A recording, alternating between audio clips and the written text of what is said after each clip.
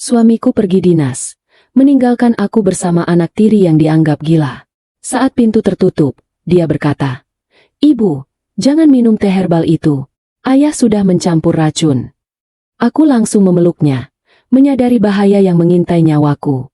Sebelum ceritanya dimulai, silakan tulis di kolom komentar dari daerah mana saja teman-teman yang menonton cerita ini. Jangan lupa like dan subscribe agar channel ini bisa semakin berkembang dan bisa mempersembahkan cerita yang lebih menarik lagi. Suara resleting koper yang ditarik memecah keheningan kamar tidur kami yang luas dan nyaman. Aku duduk di tepi ranjang, melipat tangan di pangkuan sambil memperhatikan punggung tegap suamiku, Aris. Dia sedang sibuk mengecek kembali barang bawaannya untuk perjalanan dinas keluar kota selama 3 hari. Kemeja-kemeja kerjanya sudah terlipat rapi, berjejer presisi di dalam koper. Aris memang pria yang perfeksionis. Segalanya harus tertata, bersih, dan sesuai pada tempatnya. Mungkin itulah salah satu hal yang membuatku jatuh cinta padanya 3 tahun lalu. Dia tampak begitu bisa diandalkan. Sosok pelindung yang aku butuhkan setelah bertahun-tahun sibuk membangun bisnis butik sendirian. "Mas, obat makamu sudah dibawa?" Tanyaku lembut, berusaha menjadi istri yang perhatian meski tubuhku rasanya remuk redam. Minggu ini adalah minggu yang gila di butik.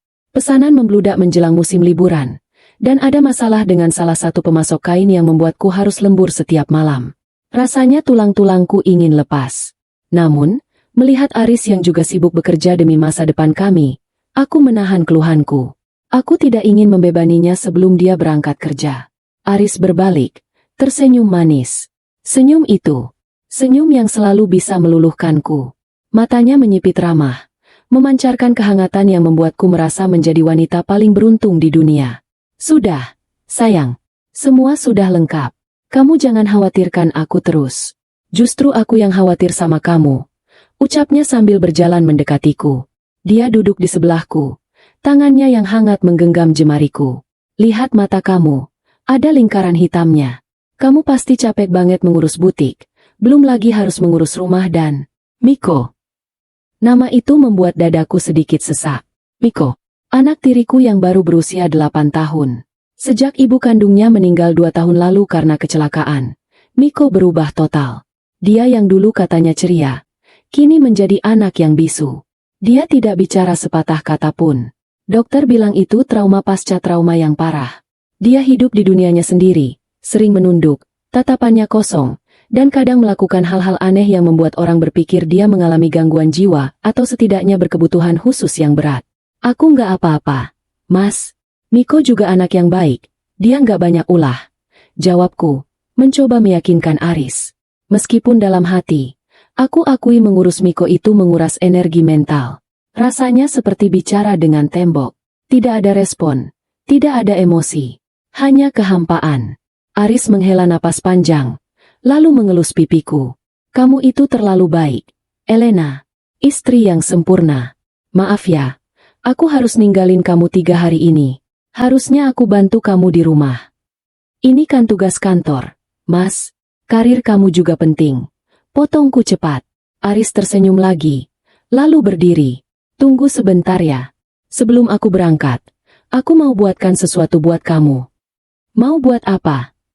"Rahasia. Pokoknya kamu duduk manis di sini." Aris keluar kamar dengan langkah ringan. Aku mendengar langkah kakinya menuruni tangga menuju dapur. Aku membaringkan tubuhku sebentar di kasur, menatap langit-langit kamar. Menjadi ibu sambung bagi anak yang dianggap rusak oleh keluarga besarnya bukanlah hal mudah. Tapi aku tulus menyayangi Miko. Aku ingin dia sembuh. Aku ingin mendengar suaranya. Sayangnya, Aris sering bilang kalau harapan itu sia-sia. Aris bilang saraf Miko sudah terganggu permanen. 10 menit kemudian, aroma herbal yang kuat dan menenangkan masuk ke dalam kamar. Baunya seperti campuran melati, chamomile, dan sedikit sentuhan rempah yang tidak aku kenali. Aris masuk membawa nampan kecil. Di atasnya ada secangkir teh yang mengepulkan uap hangat. "Ini dia," kata Aris dengan nada bangga. Dia meletakkan cangkir itu di meja nakas di samping tempat tidurku. "Teh herbal spesial racikan aku. Ini resep baru, sayang. Aku baca-baca di internet. Campuran ini bagus banget buat relaksasi otot dan bikin tidur nyenyak. Kamu butuh istirahat total selama aku pergi." Aku bangun dan duduk kembali, menghirup aroma teh itu. Wanginya memang enak, tapi ada sedikit bau tajam yang asing. Mungkin itu jenis akar-akaran baru yang dia beli. Makasih ya, Mas. Kamu perhatian banget. Harus dong. Kalau kamu sakit, siapa yang urus rumah? Siapa yang urus Miko? Candanya. Tapi entah kenapa kalimat itu terdengar sedikit ganjil di telingaku. Namun, aku segera menepis pikiran buruk itu. Aris hanya bercanda. Aris melirik jam tangannya. Waduh, aku harus jalan sekarang. Taksi online-nya sudah dekat. Kami berjalan keluar kamar menuju ruang tamu. Di sana, di sudut ruangan dekat jendela, Miko sedang duduk di lantai. Dia sedang menyusun balok-balok mainan dengan gerakan lambat. Wajahnya datar. Matanya tidak fokus. Dia bahkan tidak menoleh saat kami datang. Aris menghampiri Miko, berlutut di depannya. Miko, ayah pergi dulu ya. Kerja cari uang. Kamu jangan nakal sama Ibu Elena. Jangan bikin susah Ibu, mengerti? Suara Aris terdengar tegas, tapi lembut di permukaan. Miko tidak menjawab. Dia hanya menunduk semakin dalam, seolah takut melihat wajah ayahnya. Tangannya yang kecil gemetar sedikit saat memegang balok mainan. Aris berdiri, lalu menepuk puncak kepala Miko sekilas, seolah jijik atau enggan berlama-lama menyentuhnya. Lalu dia beralih padaku. Dia memelukku erat, mencium keningku lama sekali. Jaga diri baik-baik. El, jangan lupa diminum tehnya selagi hangat ya. Itu penting supaya kamu bisa tidur pules malam ini. Janji sama aku. Bisiknya di telingaku. Iya, Mas. Habis ini langsung aku minum. Janjiku. Bagus. I love you, Elena. I love you too, Mas. Aris menarik koper besarnya, membuka pintu depan, dan melangkah keluar. Cahaya matahari sore menyinari punggungnya. Dia sempat menoleh sekali lagi, melambaikan tangan dengan senyum lebar, lalu masuk ke dalam taksi yang sudah menunggu. Aku berdiri di ambang pintu sampai mobil itu menghilang di tikungan jalan. Ada perasaan sepi yang tiba-tiba menyergap. Rumah besar ini sekarang hanya berisi aku dan Miko. Aku menutup pintu, menguncinya, dan berbalik. Miko masih di posisinya, tapi dia tidak lagi menyusun balok. Dia diam mematung. Miko, sudah makan sore? Tanyaku basa-basi, meski aku tahu dia tidak akan menjawab. Hening. Aku menghela napas. Rasa lelah kembali menghantam tubuhku. Kakiku pegal. Kepalaku sedikit pening. Bayangan teh hangat buatan Aris yang ada di kamar tidur tadi terasa sangat menggoda. Aris benar. Aku butuh rileks. Aku butuh tidur nyenyak tanpa gangguan. Ibu ke atas dulu ya, Miko. Kalau butuh apa-apa, kamu ketuk pintu kamar ibu. Kataku pada bocah itu. Aku melangkah menaiki tangga dengan gontai, meninggalkan Miko yang masih membisu di ruang tamu yang mulai remang-remang.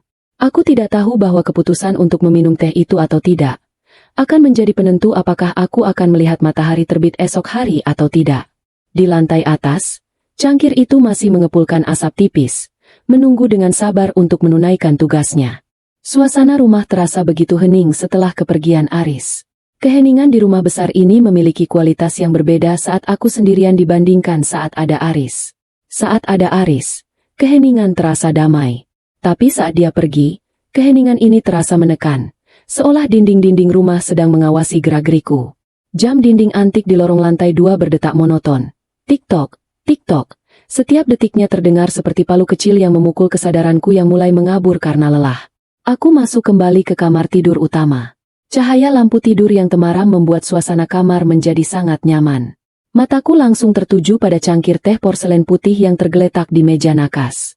Uapnya sudah menipis, menandakan suhunya sudah turun menjadi hangat-hangat kuku. Suhu yang pas untuk langsung diteguk habis. Aku berjalan menuju sofa bludru di dekat jendela kamar, membawa cangkir itu bersamaku. Aku menghempaskan tubuhku ke sofa, menyandarkan kepala, dan memejamkan mata sejenak. Terima kasih, Aris. Gumamku pelan. Betapa beruntungnya aku memiliki suami yang meski sibuk, masih sempat meracikan minuman kesehatan untuk istrinya. Di luar sana, banyak teman-temanku yang mengeluh suami mereka cuek atau kasar. Aris berbeda. Dia permata di tengah tumpukan batu. Aku membuka mata, mengangkat cangkir itu perlahan. Cairan di dalamnya berwarna pekat, sedikit keruh kecoklatan. Baunya memang agak aneh, sedikit lebih pahit dari teh herbal biasa yang sering kuminum. Tapi Aris bilang ini resep baru. Mungkin dia mencampur akar valerian atau ginseng dosis tinggi untuk efek sedatif yang kuat. Aku tidak curiga sama sekali. Kenapa aku harus curiga pada pria yang setiap malam memelukku dan mengatakan dia mencintaiku? Tanganku mendekatkan bibir cangkir itu ke mulutku. Uap hangat menyentuh hidungku. Tinggal beberapa sentimeter lagi. Aku sudah membayangkan rasa hangat yang akan menjalar di tenggorokan, menenangkan saraf-sarafku yang tegang, lalu membawaku ke alam mimpi yang indah. Tiba-tiba, pintu kamar terbuka dengan kasar. Aku terlonjak kaget, tapi belum sempat aku menoleh sepenuhnya. Sebuah bayangan kecil melesat masuk. Gerakannya cepat sekali, tidak seperti anak yang biasanya lamban dan apatis. Prang! Tangan kecil itu menepis cangkir di tanganku dengan keras. Cangkir porselen itu terlempar, menghantam lantai marmer, dan pecah berkeping-keping. Cairan teh berwarna keruh itu muncrat kemana-mana, membasahi karpet mahal dan sebagian kecil mengenai ujung gaun tidurku. Jantungku berdegup kencang karena kaget. Napasku tertahan. Aku menatap pecahan beling di lantai, lalu beralih menatap pelakunya. Miko. Anak itu berdiri di depanku. Dadanya naik turun. Napasnya memburu. Tangannya mengepal di sisi tubuhnya. Wajahnya pucat pasi. Rasa kagetku perlahan berubah menjadi kekesalan. Ini sudah keterlaluan. Aku lelah. Aku ingin istirahat, dan sekarang aku harus membereskan pecahan kaca dan noda teh di karpet. Belum lagi cangkir itu adalah salah satu koleksi kesayanganku. Miko, bentakku refleks. Suaraku meninggi, memecah keheningan malam. Apa-apaan kamu? Kenapa kamu pukul cangkir ibu? Lihat itu, pecah semua, kotor. Aku hendak berdiri untuk memarahinya lebih lanjut, menuntut penjelasan, meski aku tahu dia tidak akan bicara. Biasanya, jika aku meninggikan suara sedikit saja, Miko akan lari ketakutan ke pojok kamar dan menangis tanpa suara sambil menutup telinganya. Aku mengharapkan reaksi yang sama kali ini. Aku mengharapkan dia menunduk, gemetar, dan kembali menjadi patung bernyawa. Tapi tidak. Miko tidak lari. Miko tidak menunduk. Dia mendongak, menatap lurus tepat ke dalam mataku. Dan saat itulah, aku merasakan darahku berdesir dingin. Tatapan itu bukan tatapan kosong yang selama 2 tahun ini aku lihat. Itu bukan tatapan anak yang jiwanya terguncang atau akalnya hilang. Matanya tajam, fokus, dan penuh dengan kecerdasan yang menyala-nyala. Ada ketakutan di sana, ya, tapi juga ada ketegasan dan urgensi yang luar biasa dewasa. Jauh melampaui usianya yang baru 8 tahun. Topeng, anak gila, yang selama ini dia pakai seolah runtuh dalam sekejap, menampilkan sosok asli yang tersembunyi di baliknya. Suasana kamar berubah drastis. Bukan lagi suasana rumah tangga yang damai, tapi terasa ada ketegangan yang mencekam. Bulu kuduku meremang tanpa alasan yang jelas. Kenapa dia menatapku seperti itu? Mulut Miko terbuka sedikit. Bibirnya gemetar. Aku terpaku, menunggu apa yang akan terjadi selanjutnya. Apakah dia akan menjerit? Apakah dia akan kejang? Lalu, suara itu keluar. Suara yang serak karena lama tidak digunakan. Tapi artikulasinya jelas. Sangat jelas. Jangan diminum, Bu. Duniaku berhenti berputar sejenak. Aku mematung, menatapnya dengan mulut ternganga. Apakah aku berhalusinasi? Apakah aku saking lelahnya sampai mendengar suara hayalan? Miko bicara? Miko yang selama 2 tahun ini membisu total. Tiba-tiba bicara? Miko melangkah maju 1 langkah, mengabaikan pecahan beling di dekat kakinya. Matanya berkaca-kaca, tapi sorotnya memohon dengan sangat. Ibu, tolong dengar aku, katanya lagi. Kali ini lebih lancar, seolah dia sedang memuntahkan kata-kata yang sudah lama dia telan bulat-bulat. Jangan diminum. Ayah memasukkan bubuk dari botol biru di gudang ke dalam teh itu. Otakku berusaha memproses informasi yang masuk secara bertubi-tubi ini. Fakta pertama, Miko bisa bicara. Fakta kedua, dia menyebut ayahnya, suamiku yang sempurna, melakukan sesuatu. Fakta ketiga, bubuk, botol biru. Miko, kamu bisa bicara. Tanyaku terbata-bata, suaraku hampir hilang. Aku mengabaikan peringatannya tentang teh itu karena fokusku terpecah pada keajaiban di depanku. Itu tidak penting sekarang, Bu. Serunya. Ada nada frustrasi dalam suaranya. Dia menunjuk noda teh di lantai yang mulai meresap ke karpet. Itu racun. Ayah mau bunuh ibu. Sama seperti ayah menyakiti ibu kandungku dulu. Jantungku seperti berhenti berdetak. Kalimat itu menghantamku lebih keras daripada tamparan fisik. Ayah mau bunuh ibu. Tuduhan itu begitu keji, begitu tidak masuk akal, begitu bertolak belakang dengan sosok Aris yang baru saja memelukku dan menyuruhku istirahat. Kamu ngomong apa sih, nak? Aku menggelengkan kepala, berusaha menolak kenyataan. Ayah kamu sayang sama ibu. Ayah kamu baru saja buatkan teh itu supaya ibu sehat. Kamu jangan sembarangan bicara. Miko menggeleng kuat-kuat. Air mata mulai menetes di pipinya. Dia terlihat putus asa karena aku tidak mempercayainya. Dia berlari kecil ke arah pintu, memastikan tidak ada orang lain, lalu kembali mendekatiku dan memegang tanganku. Tangan kecilnya dingin sekali. Aku lihat sendiri, Bu. Tadi pas ayah di dapur, aku ngintip dari balik pintu belakang. Ayah pikir aku lagi main di ruang tamu. Ayah ngambil botol kecil warna biru yang dia sembunyiin di dalam kotak pancing di gudang bawah tangga. Dia gerus isinya jadi bubuk. Terus dia masukin ke cangkir ibu. Dia aduk sampai larut. Terus dia senyum-senyumnya jahat. Bu, bukan senyum ayah yang biasa. Penjelasan itu terlalu detail untuk sebuah karangan anak kecil. Terlalu spesifik. Kotak pancing? Gudang bawah tangga? Aris memang punya hobi memancing. Tapi dia jarang sekali membuka peralatan pancingnya. Dan gudang itu selalu dikunci oleh Aris. Dia bilang kuncinya hilang. Jadi tidak ada yang boleh masuk ke sana karena berdebu dan banyak tikus. Keraguan mulai merayapi hatiku. Logikaku bertarung dengan rasa cintaku pada Aris. Tapi, kenapa kamu baru ngomong sekarang, Miko? Kenapa selama ini kamu diam? Bisikku. Air mata mulai menggenang di pelupuk mataku. Miko menunduk. Bahunya berguncang. Karena ayah ngancem aku. Waktu ibu kandungku meninggal. Ayah bilang, kalau aku berani ngomong atau cerita ke siapa-siapa tentang apa yang terjadi hari itu, aku bakal disusulin ke tempat ibu. Ayah bilang dia bisa bikin aku tidur selamanya. Kayak ibu. Aku takut, Bu. Aku takut mati. Aku merosot dari sofa, berlutut di hadapan Miko. Aku memeluk tubuh kecil yang ringkih itu. Tubuhnya gemetar hebat dalam pelukanku. Anak sekecil ini, menyimpan rahasia dan ketakutan sebesar itu sendirian selama 2 tahun? Dia pura-pura bisu demi bertahan hidup di rumahnya sendiri. Bersama ayah kandungnya sendiri? Miko. Iseku. Maafin ibu nggak tahu. Tapi kemudian, naluri bertahan hidupku mengambil alih. Jika apa yang dikatakan Miko benar, maka cairan yang tumpah di lantai itu bukan teh herbal. Itu adalah senjata pembunuh. Dan pria yang aku nikahi, pria yang saat ini sedang dalam perjalanan keluar kota, baru saja mencoba membunuhku. Aku melepaskan pelukan, menatap mata Miko lekat-lekat. Miko, kamu yakin botol itu masih ada di gudang? Miko mengangguk mantap. Ayah lupa balikin kuncinya ke gantungan karena buru-buru. Kuncinya masih nyantol di pintu gudang.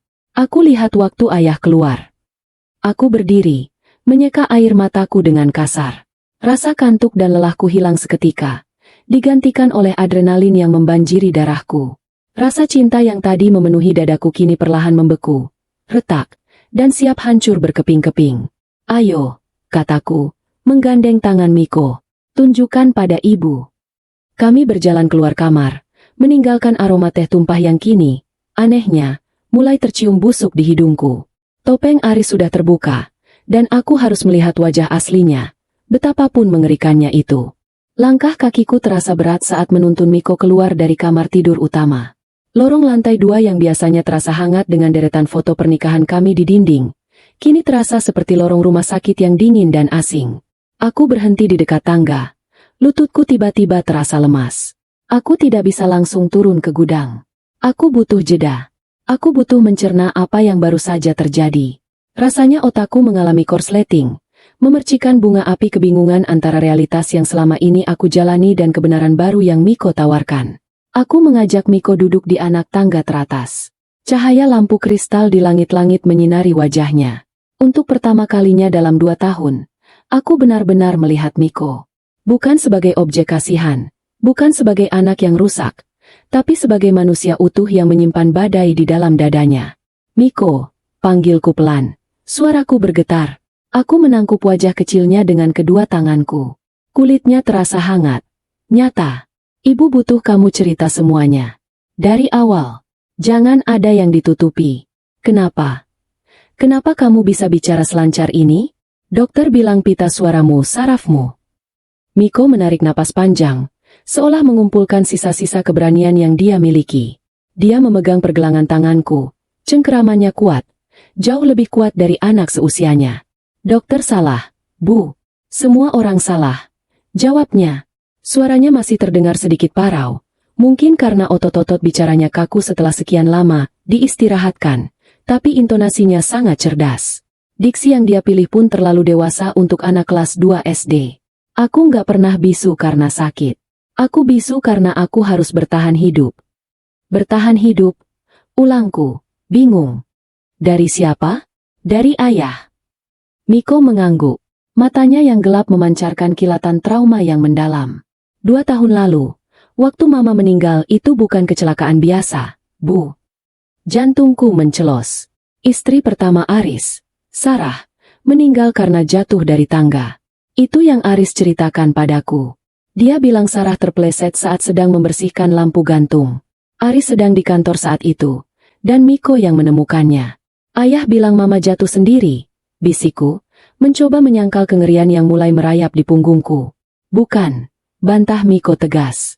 Hari itu, aku pulang sekolah lebih cepat karena sakit perut. Aku masuk lewat pintu samping dapur jadi ayah nggak dengar. Aku lihat ayah dan mama bertengkar hebat di lantai atas. Ayah teriak soal uang asuransi dan sertifikat rumah. Mama nangis. Mama bilang ayah serakah. Aku menutup mulutku dengan tangan, menahan pekikan tertahan. Aris? Bertengkar soal uang? Aris yang selalu menolak saat aku tawari modal tambahan untuk bisnis propertinya? Aris yang selalu bilang, uang bukan segalanya? Miko melanjutkan, kali ini air mata mulai menetes lagi, tapi dia tidak terisak. Dia bercerita dengan ketenangan yang menakutkan, seolah dia sudah mengulang adegan ini ribuan kali di kepalanya. Terus ayah dorong mama. Kencang sekali, Bu. Mama jatuh terguling sampai ke bawah kepalanya. Miko berhenti sejenak. Napasnya tersendat. Dia memejamkan mata, mengusir bayangan mengerikan itu. Mama nggak bergerak lagi. Banyak darah. Aku merinding sekujur tubuh. Keringat dingin membasahi pelipis. Terus, ayah tahu kamu lihat. Ayah turun ke bawah buat ngecek mama. Terus dia lihat aku berdiri di dekat pintu dapur. Aku masih pakai seragam. Tas sekolahku jatuh. Ayah kaget. Mukanya merah. Matanya melotot kayak monster. Miko menatapku lurus. Ayah nyeret aku ke kamar mandi. Dia kunci pintu. Dia cengkeram leher aku. Bu. Dia bilang. Dengar Miko. Mama kamu ceroboh. Itu kecelakaan. Kalau kamu berani ngomong sepatah kata pun soal apa yang kamu lihat. Atau kalau kamu ngadu ke polisi. Kamu bakal ayah bikin tidur selamanya sama kayak mama. Ayah bakal racun makanan kamu pelan-pelan sampai kamu mati sakit. Ya Tuhan. Rintiku. Air mataku tumpah tak terbendung. Aku menarik Miko ke dalam pelukanku. Mendekapnya erat-erat seolah ingin melindunginya dari masa lalu yang kejam itu. Pantas saja. Pantas saja anak ini membisu. Ancaman itu begitu spesifik dan mengerikan bagi anak usia 6 tahun. Dia ketakutan setengah mati. Dia hidup satu atap dengan pembunuh ibunya. Aku takut, Bu. Isak Miko di bahuku. Pertahanannya runtuh. Dia kembali menjadi anak kecil yang rapuh. Aku mutusin buat nggak ngomong sama sekali. Aku pikir kalau aku dianggap gila atau bisu, ayah nggak bakal ngerasa terancam. Ayah bakal biarin aku hidup. Makanya aku pura-pura tatapan kosong. Aku pura-pura nggak ngerti apa-apa. Aku mengelus punggungnya. Hatiku hancur berkeping-keping. Betapa cerdasnya anak ini. Dia melakukan survival mode yang luar biasa di usia yang sangat dini. Dia mengorbankan masa kecilnya, suaranya, dan interaksi sosialnya hanya untuk memastikan dia tidak dibunuh oleh ayahnya sendiri. Dan aku datang ke rumah ini setahun kemudian, mengira aku adalah pahlawan yang bisa menyembuhkan keluarga yang terluka. Padahal aku masuk ke dalam kandang singa dengan mata tertutup. Terus tadi, aku melepaskan pelukan, menatap wajahnya lagi. Kamu lihat ayah mau racuni ibu. Miko mengangguk cepat. Wajahnya kembali serius. Selama ini ayah baik sama ibu karena ibu punya banyak uang. Ibu punya butik. Ibu punya aset. Ayah sering ngomong sendiri di telepon kalau lagi di taman belakang. Dia kira aku nggak dengar karena aku gila. Ayah punya pacar lain, Bu. Namanya Tante Siska. Ayah butuh uang ibu buat hidup sama Tante Siska. Nama itu asing bagiku, tapi motifnya klise dan masuk akal. Harta. Selalu harta. Tadi sore, lanjut Miko, aku lihat ayah ambil botol biru itu. Itu bukan obat herbal, Bu. Dulu aku pernah lihat ayah beli racun tikus cair yang keras banget di toko pertanian waktu kami pergi mancing. Jauh sebelum Mama meninggal. Dia bilang buat stok di gudang. Tapi botol itu dia simpan di kotak pancing. Bukan di rak racun. Tadi dia gerus pil. Aku nggak tahu itu pil apa. Mungkin obat tidur. Terus dia campur sama cairan dari botol biru itu sedikit. Baunya samar karena ketutup wangi teh melati. Miko, potongku. Naluri skeptisku masih mencoba mencari celah. Meski hatiku sudah percaya 90%. Kamu yakin itu racun? Maksud ibu, bisa saja itu obat. Ibu, potong Miko tegas. Tatapannya menembus keraguanku. Ayah senyum waktu ngaduk itu. Senyum yang sama waktu dia lihat Mama jatuh dari tangga. Senyum puas. Apa ibu mau taruhan nyawa ibu cuma karena ibu berharap ayah orang baik? Pertanyaan itu menohokku tepat di ulu hati. Miko benar. Aku tidak boleh naif. Nyawaku adalah taruhannya. Jika aku meminum teh itu dan mati, orang-orang akan mengira aku mati karena serangan jantung atau kelelahan kerja. Aris akan berakting sedih. Lalu menguasai hartaku dan mungkin mengirim Miko ke panti asuhan. Atau lebih buruk, melenyapkannya juga. Kamu benar, kataku, menguatkan hati. Rasa cintaku pada Aris yang tadi pagi masih membumbung tinggi, kini terjun bebas, hancur menghantam bebatuan realita. Yang tersisa hanyalah rasa dingin dan kewaspadaan. Naluri keibuanku, meski aku bukan ibu kandungnya, bangkit sepenuhnya. Aku harus melindungi Miko. Dan aku harus menyelamatkan diriku sendiri. Ayo, ajakku sambil berdiri. Kita buktikan ucapanmu. Kita ambil sampel teh itu. Lalu kita ke gudang. Miko menggenggam tanganku erat. Ibu percaya sama aku, kan? Ibu percaya. Nak, maafkan ibu baru percaya sekarang. Mulai detik ini, ibu akan lindungi kamu. Gak akan ada yang bisa sakiti kamu lagi. Aris sekalipun. Kami berdiri di puncak tangga. Rumah besar ini terasa berbeda sekarang. Setiap sudut gelap terasa menyimpan rahasia busuk Aris. Tapi aku tidak lagi merasa sendiri. Ada pahlawan kecil di sampingku. Anak laki-laki pemberani yang baru saja menyelamatkan nyawaku dengan memecahkan cangkir itu. Perang baru saja dimulai. Dan aku tidak berniat untuk kalah. Kami kembali masuk ke kamar tidur. Tapi kali ini dengan kewaspadaan setingkat detektif di tempat kejadian perkara. Aroma teh yang tumpah di karpet kini terasa mencekik leherku. Baunya manis, terlalu manis, dengan jejak aroma kimiawi yang samar jika dihirup dalam-dalam. Aku tidak membiarkan Miko menyentuh apapun. Aku berjalan menuju meja rias, mengosongkan botol serum wajahku yang sudah hampir habis ke wastafel kamar mandi, mencucinya sekilas, dan mengeringkannya dengan tisu. Botol kaca kecil dengan pipet itu akan menjadi wadah bukti yang sempurna. Dengan tangan sedikit gemetar, aku kembali ke area karpet yang basah. Hati-hati, aku menempelkan pipet ke genangan teh yang belum meresap sepenuhnya di sela-sela pecahan porselen. Aku menyedot cairan keruh itu. Warnanya coklat pekat, sedikit berbuih. Jangan kena kulit, Bu. Peringat Miko dari ambang pintu. Dia berjaga di sana, matanya awas menatap lorong, seolah takut Aris tiba-tiba muncul dari kegelapan. Meski kami tahu Aris sudah di jalan tol menuju luar kota. Iya, sayang. Ibu hati-hati, jawabku. Setelah botol kecil itu terisi setengah, aku menutupnya rapat-rapat, lalu membungkusnya dengan tisu tebal dan memasukkannya ke dalam saku celana tidurku. Ini adalah kunci. Jika cairan ini terbukti beracun, maka tamatlah riwayat Aris. Tapi jika ini hanya vitamin, tidak. Aku tidak boleh berharap. Harapan adalah kelemahan saat ini. Sekarang ke gudang, kataku pada Miko. Kami menuruni tangga dengan langkah tanpa suara. Rumah dalam keadaan gelap. Hanya diterangi lampu taman yang menembus lewat jendela-jendela besar. Bayangan perabot rumah tampak seperti monster yang sedang tidur. Gudang itu terletak di bawah tangga utama, tersembunyi di balik panel kayu yang didesain menyatu dengan dinding. Selama 3 tahun menikah, aku mungkin hanya pernah melihat bagian dalamnya 2 kali. Aris selalu melarangku masuk dengan alasan debu bisa memicu alergiku. Alasan yang manis. Tapi sekarang terdengar seperti taktik manipulasi murahan. Benar kata Miko, kuncinya tergantung di lubang kunci. Gantungan kuncinya berbentuk ikan kecil dari logam, Salah satu souvenir mancing Aris. Kelalaian kecil yang fatal bagi seorang penjahat. Mungkin dia terlalu bersemangat untuk pergi menemui selingkuhannya.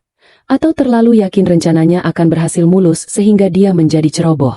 Aku memutar kunci itu. Klik. Suaranya bergema nyaring di keheningan malam. Pintu terbuka dengan derit pelan. Bau apek dan lembab langsung menyergap hidungku. Aku meraba dinding mencari saklar lampu. Klek. Lampu bohlam kuning redup menyala di tengah ruangan sempit itu. Gudang itu penuh sesak.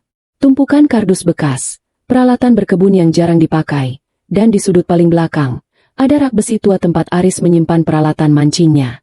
Itu, Bu. Tunjuk Miko ke arah sebuah kotak perkakas besar berwarna hijau lumut di lantai, di bawah rak. Kotak pancing yang itu. Aku melangkah mendekat, mengabaikan jaring laba-laba yang menyentuh rambutku. Jantungku berpacu lebih cepat dari sebelumnya. Ini adalah momen pembuktian. Jika botol itu ada di sana, maka seluruh pernikahan kami adalah sebuah kebohongan besar. Sebuah panggung sandiwara di mana aku adalah penonton bodoh yang tertipu tiket VIP. Aku berlutut di depan kotak itu. Tidak dikunci. Aris benar-benar ceroboh atau dia merasa terlalu aman di rumahnya sendiri. Aku membuka kait pengamannya. Tutup kotak terbuka. Isinya berantakan. Kail, senar, pemberat timah. Aku mengaduk-aduk isinya perlahan. Berhati-hati agar tidak tertusuk kail tajam. Di bagian bawah, tertimbun di bawah gulungan senar cadangan. Tanganku menyentuh sesuatu yang dingin dan keras. Sebuah botol kaca kecil. Aku menariknya keluar. Botol itu berwarna biru tua, tanpa label pabrik yang jelas. Hanya ada tulisan tangan kasar di stiker putih yang sudah menguning. Potas, dosis tinggi. Napasku tercekat. Potas, kalium sianida. Racun ikan yang sering disalahgunakan. Racun yang bekerja cepat mematikan sel-sel tubuh dalam hitungan menit jika dosisnya cukup. Dan di sebelahnya, ada sebuah strip obat yang sudah kosong sebagian. Aku mengambilnya. Diazepam 10 mg. Obat penenang dosis tinggi. Kombinasi yang mematikan. Obat penenang untuk membuatku tertidur lemas. Dan sianida untuk menghentikan jantungku pelan-pelan dalam tidur. Aris tidak hanya ingin membunuhku. Dia ingin memastikan aku tidak bisa melawan saat nyawaku dicabut. Duniaku rasanya runtuh saat itu juga. Lantai gudang terasa berputar. Aku terduduk lemas, memegang botol biru itu dengan tangan gemetar hebat. Rasa mual yang dahsyat naik ke kerongkonganku. Bukan karena bau racun itu, tapi karena rasa jijik yang luar biasa terhadap laki-laki yang kupanggil suami. Bayangan wajah Aris yang tersenyum tadi sore, saat dia mencium keningku, saat dia bilang, "I love you." Semuanya berputar di kepalaku seperti film horor. Ciuman itu adalah ciuman Yudas. Pelukan itu adalah pelukan ular yang sedang mengukur mangsanya sebelum menelan bulat-bulat. Bu! Miko menyentuh bahuku. Wajahnya khawatir melihat reaksiku yang pucat pasi. Aku menatap botol di tanganku, lalu menatap Miko. Rasa sakit di dadaku perlahan berubah bentuk. Rasa sedih dan tak percaya itu mengeras, memadat, dan membeku menjadi sebuah amarah yang dingin. Amarah yang tenang namun mematikan. Cinta tulus yang kuberikan selama 3 tahun ini dibalas dengan racun. Kepercayaanku dibalas dengan pengkhianatan paling keji. Aku menghapus air mata terakhir yang menetes di pipiku. Aku tidak boleh menangis untuk laki-laki biadab seperti itu. Dia menginginkan kematianku? Baiklah, dia tidak akan mendapatkannya. Dia justru membangunkan sisi diriku yang selama ini tertidur karena kenyamanan. Elena si pengusaha tangguh. Elena yang membangun bisnis dari nol. Elena yang tidak pernah membiarkan siapapun menginjak harga dirinya. Aku berdiri perlahan, menggenggam botol bukti itu erat-erat. Aku menatap Miko dan tersenyum, bukan senyum sedih, tapi senyum seorang pejuang yang siap masuk ke medan laga. Kamu benar, Miko, kataku. Suaraku terdengar jauh lebih stabil, dingin, dan tajam. Ayahmu memang iblis.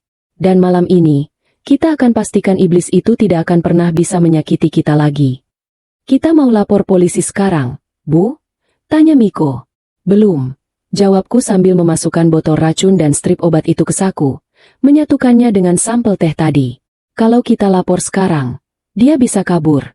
Dia bisa menghilangkan jejak atau menyewa pengacara hebat sebelum polisi menangkapnya.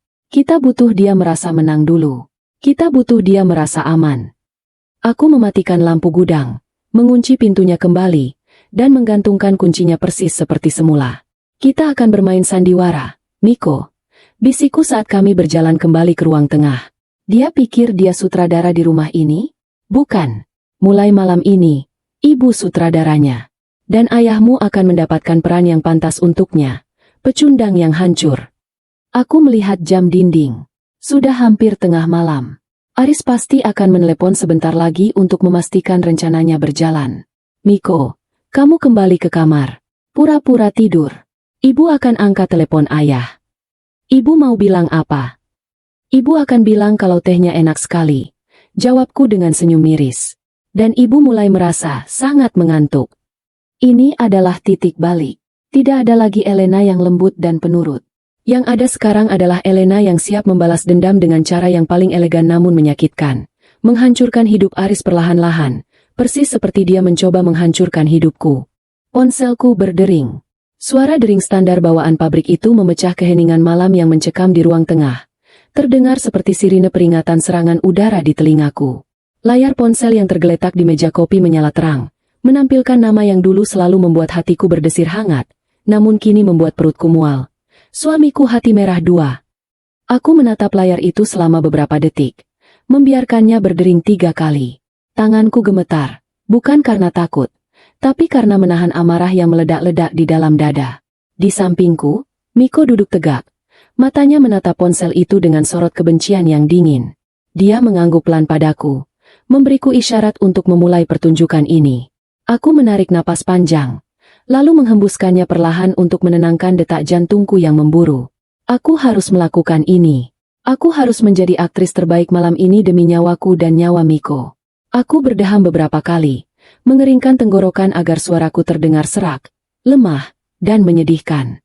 Aku memejamkan mata, memvisualisasikan rasa sakit, rasa pusing, dan rasa kantuk yang berat. Seolah-olah racun itu benar-benar sudah mengalir di dalam darahku. Pada dering kelima, aku menggeser tombol hijau. Halo. Tapaku. Suaraku keluar seperti cicitan tikus yang terimpit, lemah dan bergetar. Aku sengaja memberi jeda panjang sebelum menjawab, seolah otakku lambat memproses panggilan ini. Halo, sayang? Elena. Suara Aris terdengar dari seberang sana. Nadanya terdengar cemas. Tapi telingaku yang kini sudah terbuka lebar bisa mendengar nuansa lain di sana. Ketidaksabaran. Di latar belakang, aku mendengar suara musik pelan dan desau angin. Sepertinya dia sedang berada di balkon hotel atau restoran terbuka. Kamu belum tidur? Kok suaranya lemas begitu? Mas. Rintihku, mendramatisir keadaan. Aku nggak tahu kenapa. Kepalaku pusing banget. Rasanya berat kayak mau pecah. Hening sejenak di seberang sana. Detik-detik yang terasa seperti abad. Aku bisa membayangkan Aris sedang tersenyum lebar saat ini. Matanya berbinar penuh kemenangan. Oh ya? Tanyanya. Suaranya melembut, dibuat seolah prihatin. Kamu sudah minum teh herbal yang aku buatkan tadi? Pertanyaan kuncinya keluar. Dia tidak bertanya, apa kamu makan salah? Atau, apa kamu kelelahan? Dia langsung menembak ke sasaran utamanya. Teh itu. Sudah, Mas. Jawabku lirih. Tadi, masih hangat, aku minum semuanya sampai habis. Rasanya agak pahit. Tapi aku paksain karena kamu yang buat. Tapi, 5 menit habis minum itu, perutku mual banget. Dadaku sesak. Aku menambahkan efek suara napas yang berat dan tersengal-sengal di dekat mikrofon ponsel. Hahaha. Mas, aku takut. Rasanya pandanganku kabur. Tenang. Sayang, tenang. Potong Aris cepat. Tidak ada nada panik yang tulus dalam suaranya. Justru terdengar sangat santai, seolah dia sedang menenangkan anak kecil yang lututnya lecet. Itu reaksi wajar kok. Ingat nggak aku bilang itu resep baru? Itu efek detoksifikasinya lagi bekerja. Dia lagi ngeluarin racun-racun dari tubuh kamu karena kecapean kerja. Emang awalnya bikin pusing dan mual. Itu tandanya obatnya manjur. Kebohongan yang sangat lancar. Betapa mengerikannya dia bisa mengarang alasan medis omong kosong itu saat istrinya mengaku sekarat. Tapi Mas sakit banget. Aku mulai menangis. Air mata buaya yang dipicu oleh rasa jijikku padanya. Aku mau telepon dokter Handoko saja ya? Atau aku panggil ambulans? Aku takut pingsan sendirian. Miko kan gak ngerti apa-apa. Ini adalah ujian terakhir. Jebakan pamungkas. Jika dia benar-benar mencintaiku, Jika ada setitik saja rasa kemanusiaan di hatinya, dia akan menyuruhku segera ke rumah sakit. Dia akan panik. Dia akan menyuruhku memuntahkannya. Jangan, sergah Aris. Suaranya meninggi dan tajam, membuatnya terdengar sangat panik. Tapi panik yang salah. Dia panik karena aku mau mencari pertolongan. Bukan panik karena aku sakit. Sadar dia membentak. Aris buru-buru merendahkan suaranya lagi. Kembali ke nada manipulatif yang lembut memuakan itu. Maksud aku jangan ke dokter. Sayang. Percuma. Dokter nanti malah kasih kamu obat kimia yang bertabrakan sama herbal alami itu. Nanti malah jadi racun di ginjal kamu. Bahaya. Kamu bisa gagal ginjal mendadak. Logika macam apa itu? Dia berusaha menakut-nakutiku agar aku tetap di rumah dan mati perlahan. Terus aku harus gimana? Mas? Aku nggak kuat. Rintihku lagi. Kali ini aku membiarkan ponselku terlepas sedikit dari telinga, lalu menjatuhkannya ke bantal sofa agar terdengar bunyi buk pelan, seolah tanganku sudah terlalu lemas untuk memegang benda itu. Elena? Elena? Panggilnya. Aku mengambil ponsel itu lagi dengan gerakan lambat. Dengar aku. El. Dengar suami kamu. Sekarang kamu kunci pintu kamar. Kamu matikan lampu. Terus kamu tidur. Lawan rasa sakitnya dengan tidur. Besok pagi pasti kamu bangun segar bugar. Percaya sama aku. Jangan telepon siapa-siapa. Nanti malah bikin heboh orang tua kita. Kamu nggak mau kan bikin mama kamu jantungan malam-malam. Dia bahkan menggunakan ibuku sebagai senjata untuk membungkamku. Luar biasa. Iya. Mas, aku nurut. Bisikku. Suaraku kian memudar. Aku, ngantuk banget, mata aku berat. Bagus. Tidur yang nyenyak ya. Sayang. Mimpi indah. Aku sayang kamu. Ucapnya. Kalimat perpisahan untuk orang mati. Aku juga. Jawabku. Lalu membiarkan keheningan menggantung. Aku menekan tombol merah dengan cepat. Sambungan terputus. Detik itu juga, aku melempar ponselku ke sofa dengan kasar.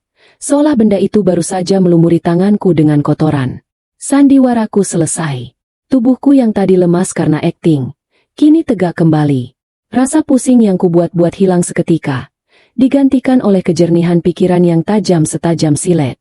Aku menatap Miko yang masih duduk di sana. Dia mendengar semuanya karena aku mengaktifkan mode pengeras suara. Wajah anak itu pucat, menyadari betapa dinginnya hati ayah kandungnya. Dia bilang jangan ke dokter, kata Miko pelan. Suaranya bergetar menahan amarah. Dia mau ibu mati malam ini.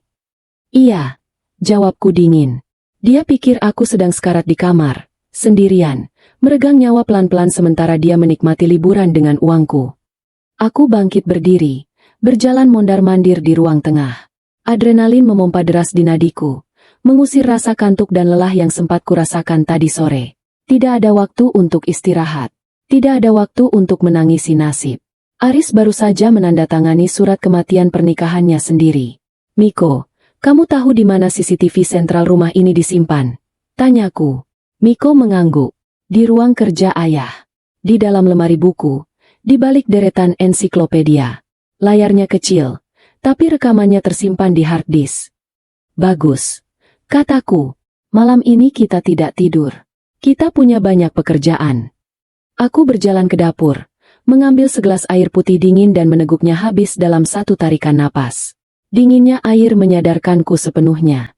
Aku merasa seperti prajurit yang sedang mempersiapkan benteng pertahanan sebelum fajar menyingsing.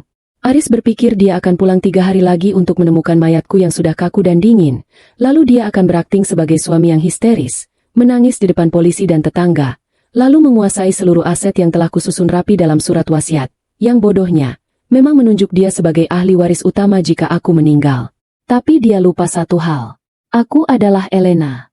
Aku bukan wanita manja yang hidup dari uang suami. Aku adalah wanita yang membangun bisnis dari nol, menghadapi supplier curang, menghadapi persaingan pasar yang kejam, dan bertahan hidup di ibu kota yang keras. Dia salah memilih lawan.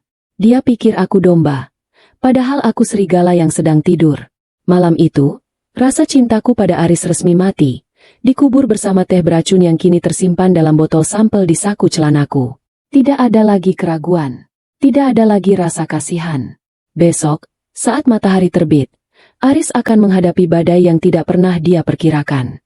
Badai itu bernama Elena. Fajar belum menyingsing sepenuhnya. Langit di luar masih berwarna biru gelap. Tapi aku sudah siap. Aku mandi air dingin untuk memaksa mataku tetap terbuka lebar. Lalu mengenakan pakaian terbaikku. Setelan blazer hitam pas badan, celana bahan yang rapi, dan sepatu hak tinggi yang menimbulkan bunyi tegas setiap kali aku melangkah. Ini bukan pakaian untuk bersantai di rumah. Ini adalah baju perangku. Aku merias wajahku dengan tegas. Menyapukan lipstik merah marun untuk menutupi pucat di bibirku karena kurang tidur. Di cermin, aku tidak melihat istri yang terhianati. Aku melihat seorang CEO yang akan memecat karyawan terburuk dalam hidupnya. Miko sudah bangun. Dia duduk di meja makan sambil menyantap roti bakar yang kubuatkan. Dia tidak lagi terlihat seperti anak, berkebutuhan khusus. Matanya hidup, gerakannya cekatan. Dia mengenakan pakaian rapi, siap membantuku. Langkah pertama, gumamku sambil mengecek jam tangan. Pukul 6 pagi. Aku mengambil laptopku, menyalakannya di meja makan. Semalam, kami sudah berhasil mengamankan rekaman CCTV. Itu adalah momen yang paling menyakitkan sekaligus memuaskan. Dalam rekaman hitam putih berkualitas tinggi itu, terlihat jelas Aris masuk ke dapur, menoleh ke kanan dan kiri seperti pencuri. Dia mengeluarkan botol biru dari saku celananya, menuangkan cairan itu ke sendok takar, lalu mencampurnya ke dalam cangkir tehku. Dan bagian yang paling membuat darahku mendidih adalah saat dia selesai mengaduk, dia mengangkat cangkir itu sedikit, lalu tersenyum miring ke arah kamera CCTV yang dia kira sudah dimatikan, atau mungkin dia lupa letaknya. Senyum iblis. Bukti yang tak terbantahkan. Aku sudah menyalin rekaman itu ke 3 flash disk berbeda dan mengunggahnya ke penyimpanan cloud pribadiku yang tidak diketahui Aris. Pukul 7 pagi. Aku menelepon Pak Johan, pengacara kepercayaan almarhum ayahku yang kini mengurus semua legalitas bisnisku. Halo, Pak Johan. Maaf mengganggu pagi-pagi sekali. Sapaku saat telepon diangkat pada dering kedua. Elena? Ada apa? Nak? Tumben sekali telepon sepagi ini. Ada masalah di butik. Suara tua Pak Johan terdengar serak namun waspada. Bukan butik, Pak. Ini masalah hidup dan mati. Saya butuh Bapak datang ke rumah saya sekarang juga. Bawa asisten Bapak dan materai yang banyak. Kita akan mengurus gugatan cerai, pencabutan surat kuasa, dan pelaporan tindak pidana. Hening sejenak di seberang sana. Pak Johan adalah orang cerdas. Dia tidak banyak bertanya. Saya jalan sekarang. 30 menit sampai. Langkah kedua, finansial. Ini adalah bagian yang paling aku tunggu-tunggu.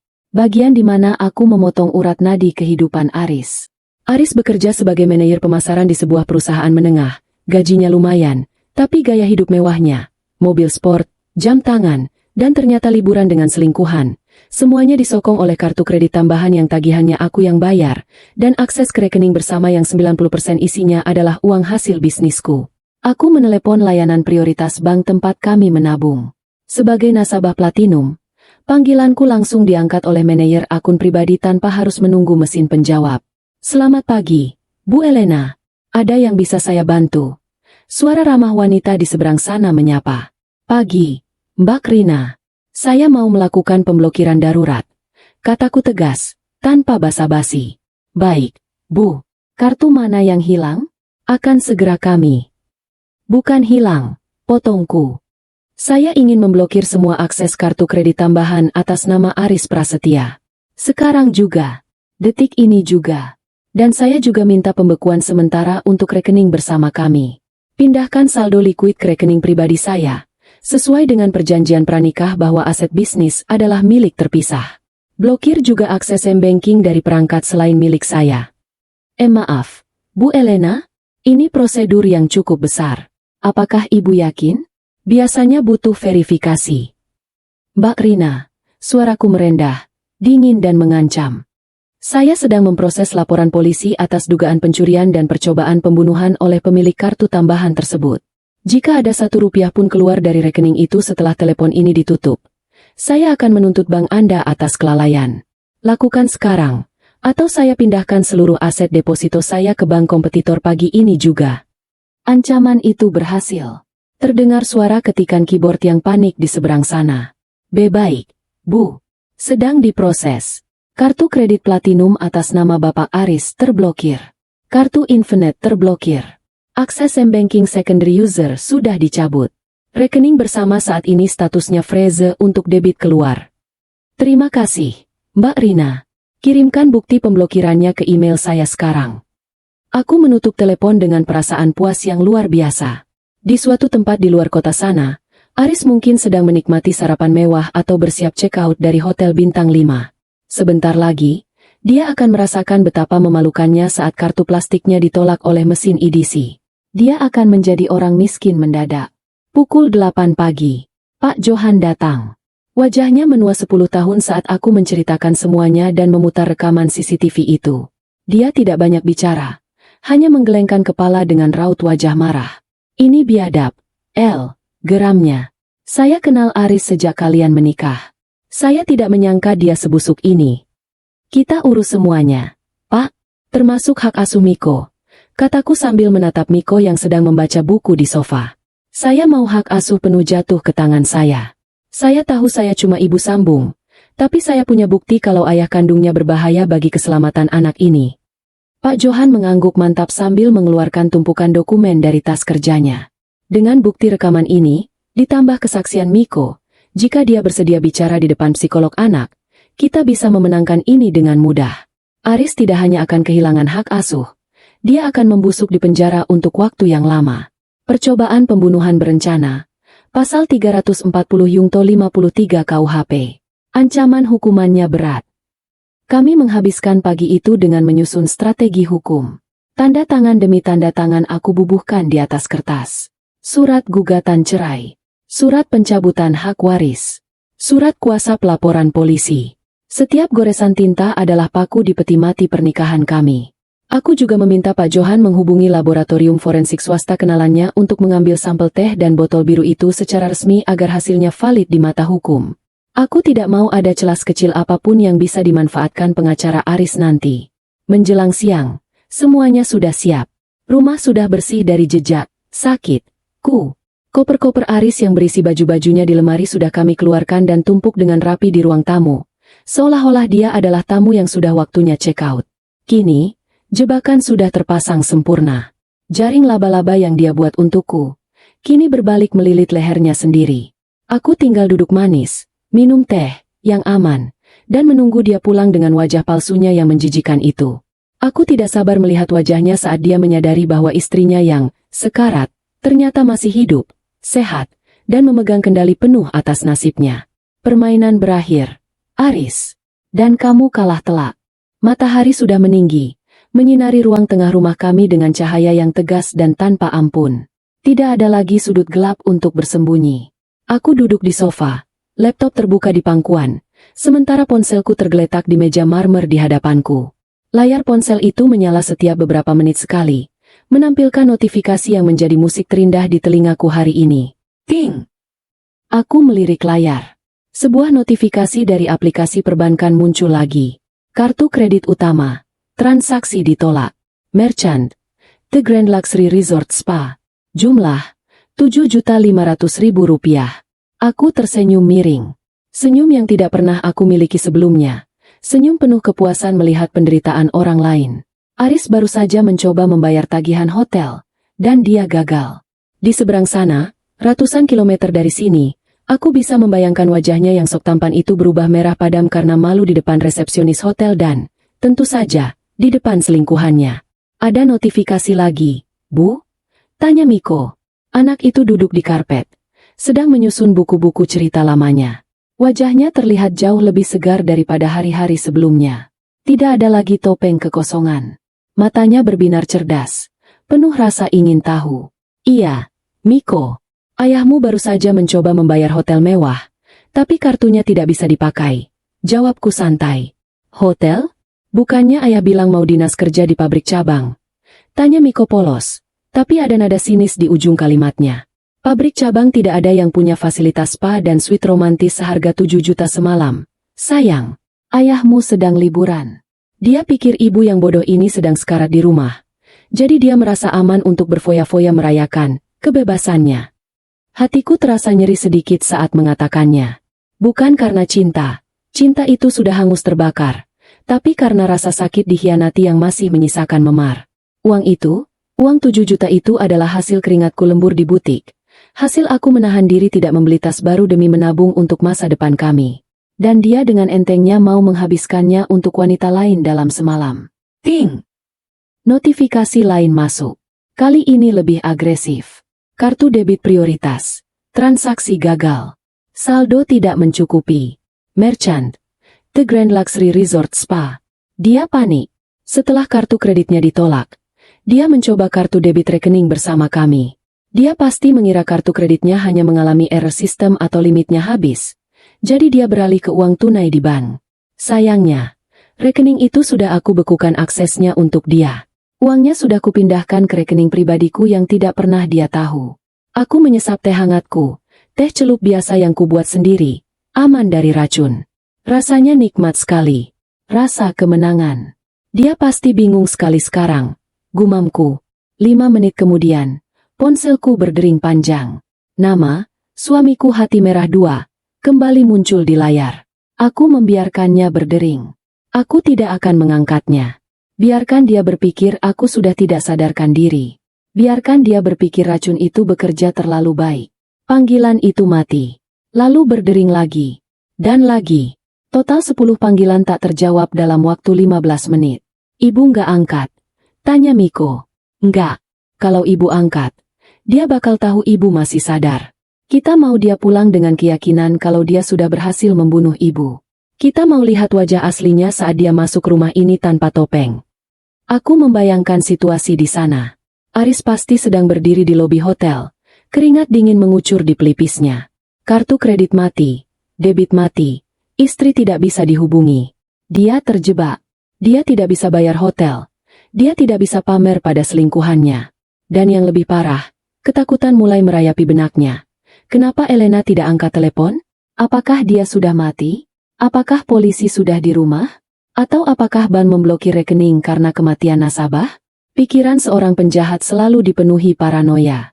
Aris pasti berpikir bahwa jika aku mati, prosedur perbankan otomatis membekukan aset. Itu asumsi yang salah, tapi bagi orang panik, itu masuk akal. Dia sekarang berada di persimpangan jalan, lanjut liburan tanpa uang, mustahil. Atau pulang untuk memastikan keadaan dan mengamankan warisan sebelum diambil alih keluarga besar. Ting! Sebuah pesan WhatsApp masuk. Aris. Sayang, kamu di mana? Kok enggak angkat telepon?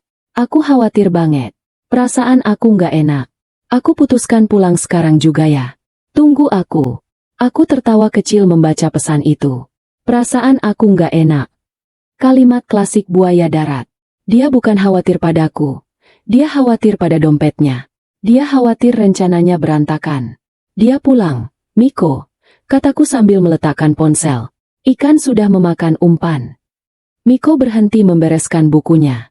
Dia menatapku dengan tatapan serius. Aku harus pura-pura bisu lagi nanti. Aku menggeleng tegas. Aku berjalan mendekatinya, berjongkok di hadapannya, dan memegang kedua bahunya. Tidak, sandiwara bisu itu selesai. Nak. Kamu sudah cukup menderita selama 2 tahun ini. Hari ini, saat dia melangkah masuk rumah ini, dia tidak akan menemukan anak lemah yang bisa dia tindas. Dia akan menemukan Miko yang berani. Kamu mau bicara sama dia nanti? Miko mengangguk mantap. Aku mau bilang kalau aku bukan anak bodoh. Bagus. Sekarang, ayo kita siapkan panggungnya.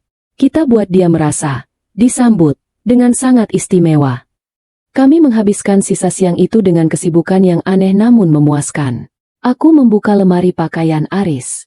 Aroma parfum maskulinnya yang dulu kusukai kini membuat perutku mual. Aku mengeluarkan semua bajunya. Kemeja kerja, celana bahan, kaos santai, bahkan pakaian dalamnya. Semuanya. Aku tidak melemparnya sembarangan. Tidak. Itu terlalu emosional dan berantakan. Aku melipatnya. Rapi. Sangat rapi. Aku menyusunnya ke dalam 3 koper besar miliknya yang tersisa di gudang. Setiap lipatan baju adalah memori yang kulepaskan. Kemeja biru ini, dia pakai saat ulang tahunku bulan lalu.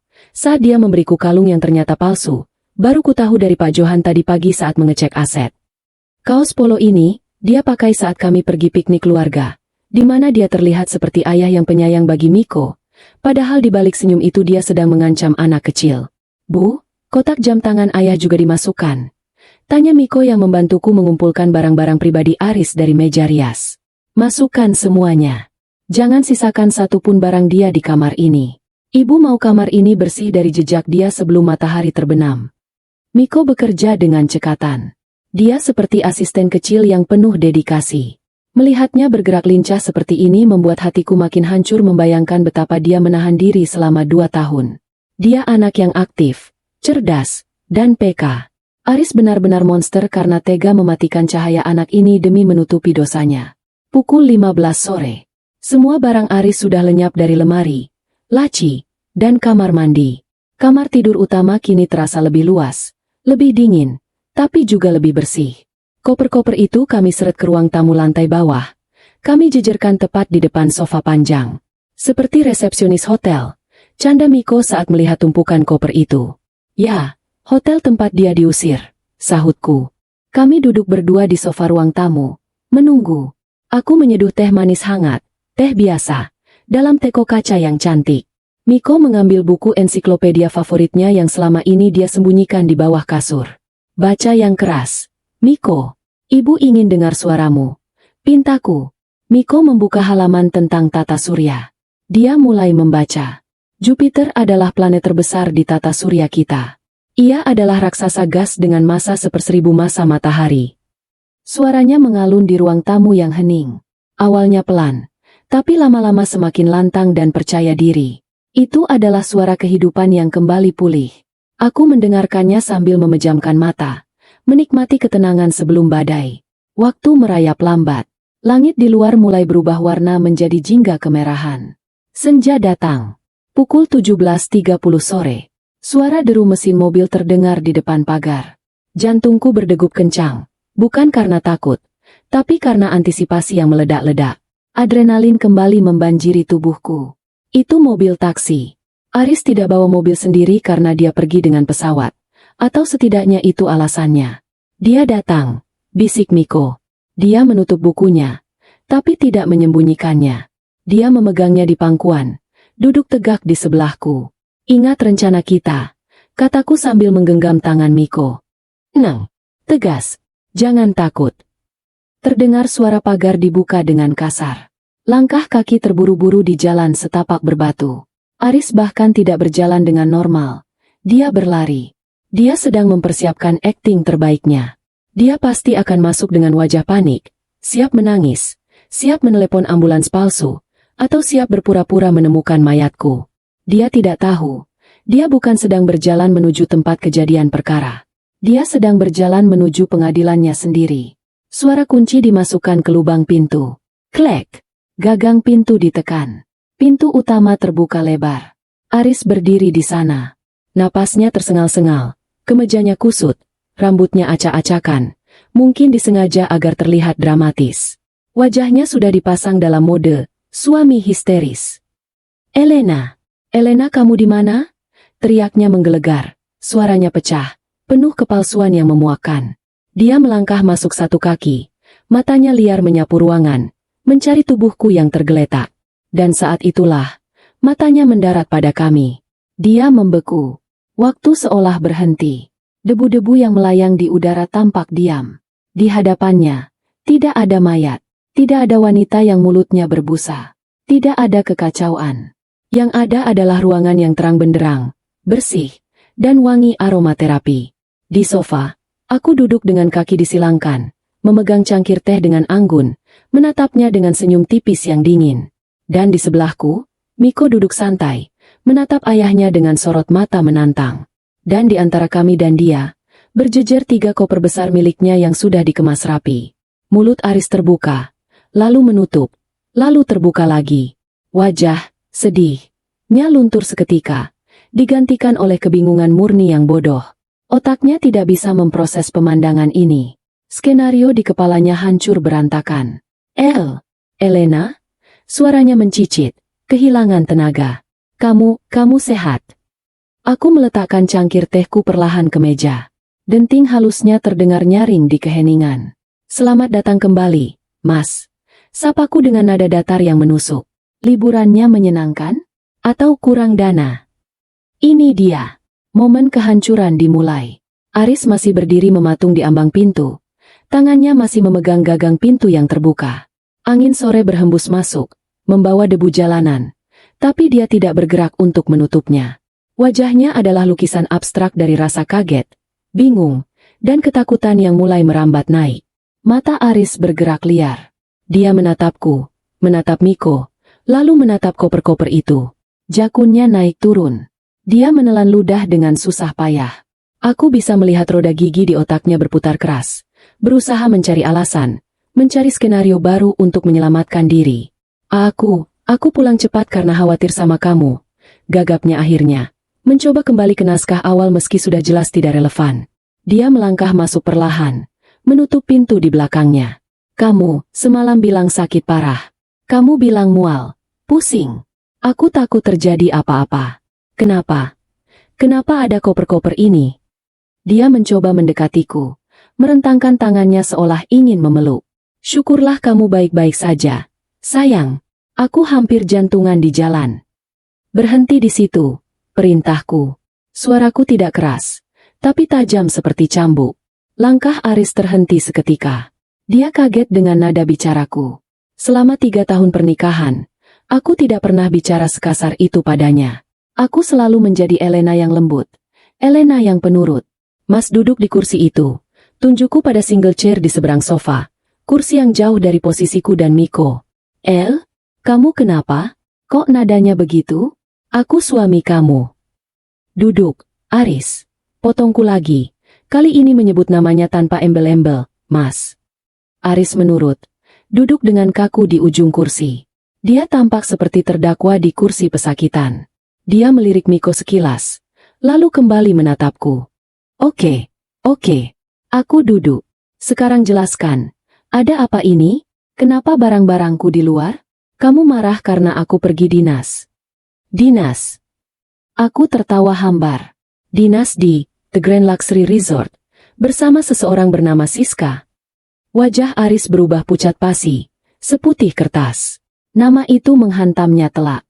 Dia tidak menyangka aku tahu sejauh itu. Bibirnya gemetar. Kakakmu, kamu salah paham. Itu klien. Kami meeting di sana. Berhenti berbohong, kataku lelah. Aku sudah memblokir semua kartumu.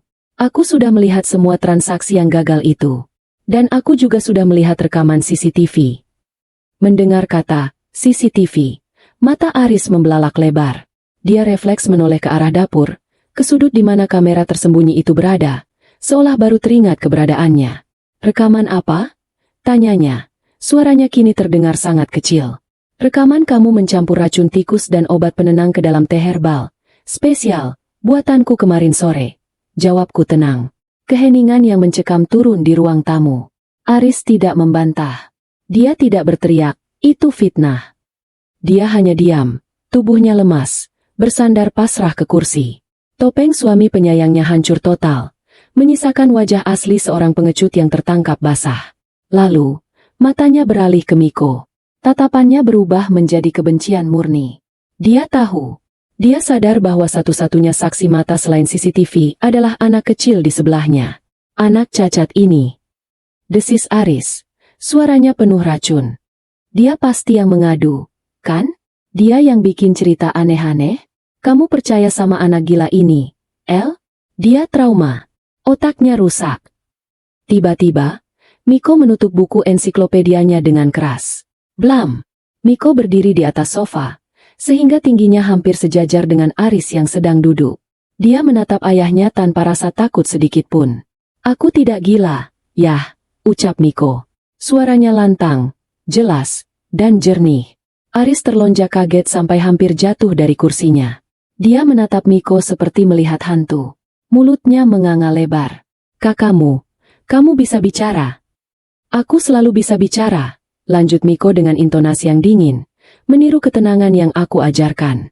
Aku cuma diam karena ayah bilang ayah akan membunuhku kalau aku bicara. Ayah bilang aku akan menyusul ibu kandungku kalau aku buka mulut soal kejadian di tangga 2 tahun lalu. Wajah Aris berubah dari pucat menjadi abu-abu. Rahasianya yang paling gelap, yang dia kubur bersama jasad istri pertamanya, kini dibongkar oleh anaknya sendiri di hadapan istri keduanya. Itu bohong. Aris mencoba menyangkal. Tapi suaranya tidak meyakinkan sama sekali. Keringat sebesar biji jagung menetes di dahinya. Elena, dia bohong. Dia anak kecil. Imajinasinya liar. Aku mengambil amplop coklat besar yang sudah kusiapkan di meja. Aku melemparkannya ke hadapan Aris. Amplop itu mendarat tepat di pangkuannya. Buka. Perintahku. Dengan tangan gemetar hebat, Aris membuka amplop itu. Dia mengeluarkan isinya satu persatu. Lembar pertama, surat gugatan cerai. Lembar kedua, hasil laboratorium sementara dari klinik 24 jam yang mengkonfirmasi adanya kandungan diazepam dosis tinggi dan jejak sianida dalam sampel cairan teh yang kubawa semalam. Pak Johan bergerak sangat cepat dengan koneksinya.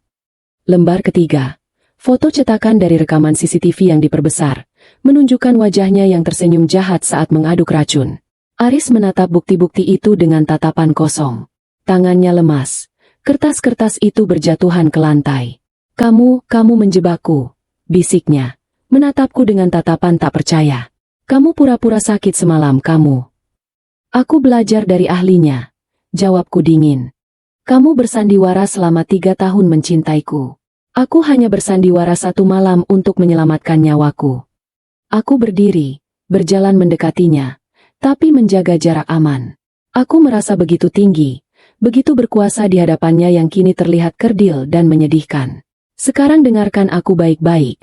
Aris, pilihannya cuma ada 2, dan keduanya buruk buat kamu. Aku mengangkat 2 jari. 1. Kamu angkat kaki dari rumah ini sekarang juga. Bawa koper-koper itu. Pergi sejauh mungkin. Kita cerai. Kamu tanda tangani surat pelepasan hak asuh Miko. Kamu tidak akan dapat 1 rupiah pun dari hartaku. Aku tidak akan lapor polisi soal racun ini hari ini, asalkan kamu menghilang selamanya dari hidup kami. Aris mendongak. Ada sedikit harapan di matanya. Harapan seorang pengecut yang ingin lari. 2. Lanjutku, menekuk 1 jari. Aku telepon polisi yang sudah standby di pos satpam depan komplek. Aku serahkan bukti racun ini. Aku serahkan kesaksian Miko soal kematian ibunya. Kamu akan membusuk di penjara seumur hidup atas percobaan pembunuhan berencana dan mungkin pembunuhan masa lalu. Aris menelan ludah. Napasnya memburu. Dia melihat ke arah pintu, lalu ke arahku, lalu ke arah koper. Dia tahu dia sudah kalah telak. Tidak ada negosiasi. Tidak ada manipulasi yang bisa memutarbalikkan fakta sejelas ini. Aku pilih pergi, ucapnya terbata-bata. Dia tidak berani menatap mataku. Dia berdiri dengan gemetar, nyaris tidak kuat menopang tubuhnya sendiri. Tanda tangan dulu, kataku sambil menyodorkan pena dan dokumen pelepasan hak asuh di meja. Tanpa membaca isinya, Aris menyambar pena itu dan mencoretkan tanda tangannya dengan tangan gemetar. Dia sudah tidak peduli pada Miko. Dia tidak pernah peduli. Baginya, Miko hanya saksi mata yang berbahaya. Melepaskan Miko justru membuatnya merasa lebih aman. Sekarang keluar. Usirku. Aris menyambar pegangan kopernya. Dia menyeret 3 koper besar itu dengan susah payah keluar dari ruang tamu. Dia tidak menoleh lagi ke arah kami. Dia tidak mengucapkan selamat tinggal. Dia berjalan keluar seperti anjing yang dipukul, ekornya di antara kakinya, melarikan diri dari kehancuran yang dia buat sendiri. Aku dan Miko mengikutinya sampai ke ambang pintu. Kami melihatnya menyeret koper itu melewati halaman, membuka pagar, dan berdiri di pinggir jalan menunggu taksi, karena mobilnya ada di rumah selingkuhannya, atau mungkin dia sudah tidak punya uang untuk pesan taksi online. Langit sudah gelap. Aris berdiri sendirian di bawah lampu jalan yang remang-remang. Terlihat menyedihkan. Istri kaya, rumah mewah, dan masa depan nyaman yang dia incar. Semuanya lenyap dalam sekejap mata karena keserakahannya sendiri. Bu, panggil Miko pelan di sampingku. Ya, nak. Ibu beneran biarin dia pergi begitu aja? Dia jahat, Bu. Dia bunuh ibu kandungku. Dia mau bunuh ibu Elena. Aku menunduk menatap Miko. Wajahnya penuh dengan rasa ketidakadilan. Dia benar. Membiarkan Aris pergi bebas berkeliaran adalah ketidakadilan. Orang seperti Aris tidak akan berhenti. Dia akan mencari korban baru. Dia akan mencari wanita lain untuk ditipu, diperas, dan mungkin dibunuh. Dan kematian ibu kandung Miko itu harus dibayar. Aku tersenyum tipis pada Miko, lalu mengeluarkan ponselku dari saku blazer. Tentu saja tidak, sayang. Bisikku. Itu cuma bagian dari skakmat. Aku menekan tombol panggil ke nomor kontak yang sudah kusiapkan sejak tadi pagi. Pak Kompol Haryo. Halo, Pak Haryo? Ya, dia sudah keluar dari rumah. Dia sedang berdiri di depan pagar sekarang. Silakan ditangkap. Semua bukti sudah siap di meja saya. Beberapa detik kemudian, dari arah tikungan jalan, dua mobil patroli polisi melaju kencang tanpa sirine tapi dengan lampu rotator biru yang menyala terang, membelah kegelapan malam. Aris menoleh kaget. Matanya terbelalak saat melihat mobil-mobil itu berhenti tepat di depannya. Polisi-polisi berseragam turun dengan sigap, langsung mengepungnya. Aku melihat dari kejauhan saat Aris mencoba memberontak, berteriak-teriak, menunjuk ke arah rumah kami. Tapi polisi tidak peduli. Mereka memborgol tangannya ke belakang. Aris didorong masuk ke dalam mobil patroli. Wajahnya menempel di kaca jendela mobil, menatap lurus ke arahku dan Miko yang berdiri di teras rumah yang terang benderang. Tatapan terakhirnya adalah tatapan penuh penyesalan dan ketakutan. Mobil polisi itu melaju pergi, membawa serta mimpi buruk kami. Aris tidak hanya kehilangan hartanya, dia kehilangan kebebasannya. Keadilan akhirnya ditegakkan, tidak oleh takdir semata, tapi oleh keberanian seorang wanita dan kejujuran seorang anak kecil. Aku berlutut di hadapan Miko, memeluknya erat-erat. Tubuh kecilnya terasa rileks. Beban 2 tahun yang menghimpit dadanya akhirnya terangkat. Selesai, Miko. Semuanya sudah selesai. Bisikku sambil menangis haru. Terima kasih, Bu, jawab Miko, memeluk leherku erat. Ibu hebat. Kamu yang hebat, Nak. Kamu pahlawannya. Malam itu, rumah kami kembali hening. Tapi bukan keheningan yang mencekam seperti sebelumnya. Ini adalah keheningan yang damai. Keheningan dari sebuah awal yang baru. Suasana di ruang tamu terasa begitu padat. Seolah udara di sekitar kami telah tersedot habis oleh ketegangan yang memuncak. Aris masih berdiri di sana, di hadapan koper-kopernya, dengan wajah yang merupakan campuran mengerikan antara kebingungan dan kepanikan. Dia menatapku, lalu beralih menatap Miko yang masih berdiri tegak di atas sofa dengan dagu terangkat. Apa maksud semua ini, Elena? Suara Aris bergetar, mencoba memanggil sisa-sisa wibawanya yang sudah runtuh. Kenapa Miko? Kenapa dia bicara seperti itu? Dan kenapa barang-barangku ada di sini? Aku tidak langsung menjawab. Aku menikmati momen ini. Momen di mana predator berubah menjadi mangsa. Aku meraih amplop coklat tebal yang sudah kusiapkan di meja, lalu melemparkannya ke hadapan Aris. Amplop itu mendarat dengan bunyi buk yang memuaskan di lantai marmer, tepat di dekat ujung sepatu pantofelnya yang berdebu. Buka. Perintahku dingin. Baca sendiri kehancuranmu. Dengan tangan gemetar, Aris memungut amplop itu. Dia membuka lipatannya, dan mengeluarkan isinya satu persatu. Lembar pertama adalah foto hasil tangkapan layar CCTV yang diperbesar, menunjukkan wajahnya yang tersenyum licik saat menuangkan bubuk ke cangkirku. Lembar kedua adalah hasil laboratorium kilat yang menyatakan adanya kandungan zat beracun dalam sampel teh. Lembar ketiga adalah gugatan cerai. Mata Aris membelalak saat melihat foto itu. Keringat dingin mulai mengucur deras di pelipisnya. Dia mendongak, menatapku dengan tatapan tidak percaya. Kamu pasang CCTV di dapur? Sejak kapan? Aku sudah cek semua titik. Kamu pikir kamu pintar, Mas? Potongku tajam. Kamu lupa kalau Miko selalu memperhatikanmu. Dia tahu di mana kamu mematikan kamera, dan dia tahu di mana kamera tersembunyi yang tidak pernah kamu sadari. Kamu terlalu sibuk dengan rencanamu sampai menjadi ceroboh. Aris meremas kertas di tangannya. Wajahnya memerah padam. Urat-urat lehernya menonjol. Dia mencoba beralih taktik. Dari penyangkalan menjadi manipulasi emosional. Dia menjatuhkan lututnya ke lantai. Bersimpuh di hadapanku. El, dengarkan aku dulu. Rintihnya. Air mata buaya mulai menggenang di matanya. Aku hilaf. Aku cuma bingung. Bisnisku lagi hancur. Aku punya banyak utang yang gak kamu tahu. Aku terdesak. El, wanita itu. Siska, dia yang hasut aku. Dia bilang kalau kamu pergi, asuransi dan warisan bisa nutup semua utang. Aku gak bener-bener mau bunuh kamu.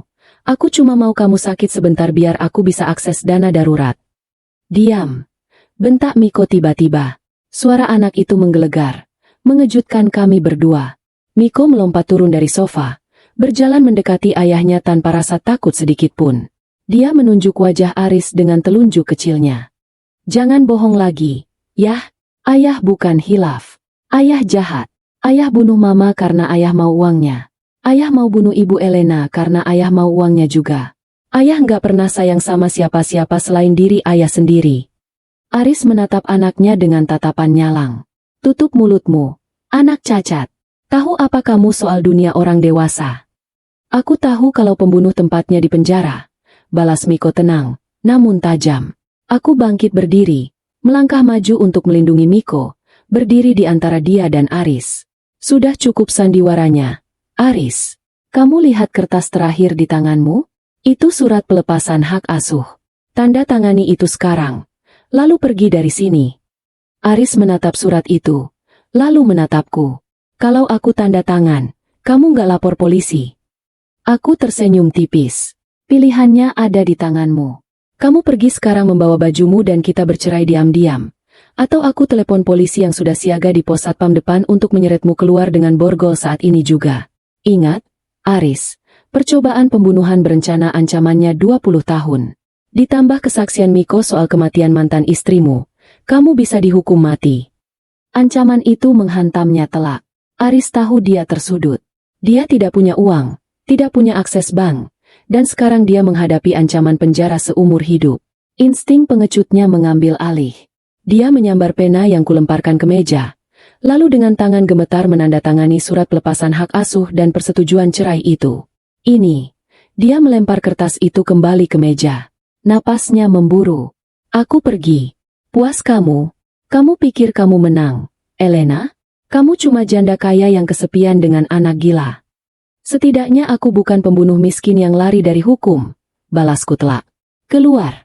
Sekarang. Aris bangkit, menyambar pegangan koper-kopernya dengan kasar.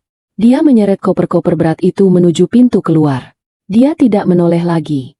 Dia berjalan cepat, setengah berlari, ingin segera melarikan diri dari tatapan menghakimi kami. Aku dan Miko mengikutinya sampai ke teras. Kami melihat punggungnya menjauh, menembus kegelapan malam menuju gerbang pagar yang terbuka. Dia pergi, Bu, bisik Miko. Kita aman. Aku menatap punggung Aris yang semakin mengecil. Hatiku bergemuruh. Aman? Ya. Tapi adil? Belum. Membiarkan monster seperti dia berkeliaran bebas di luar sana, mencari korban baru, bukanlah keadilan. Janjiku pada Aris tadi hanyalah taktik agar dia mau menandatangani surat hak asuh tanpa perlawanan fisik yang membahayakan Miko. Aku mengeluarkan ponselku dari saku. Layarnya menyala, menampilkan nomor yang sudah siap kupanggil sejak 1 jam lalu. Pak Haryo, ucapku pada sambungan telepon itu. Target sudah keluar pagar. Silakan bertindak. Suara sirine yang memekakan telinga memecah keheningan malam di kompleks perumahan elit kami.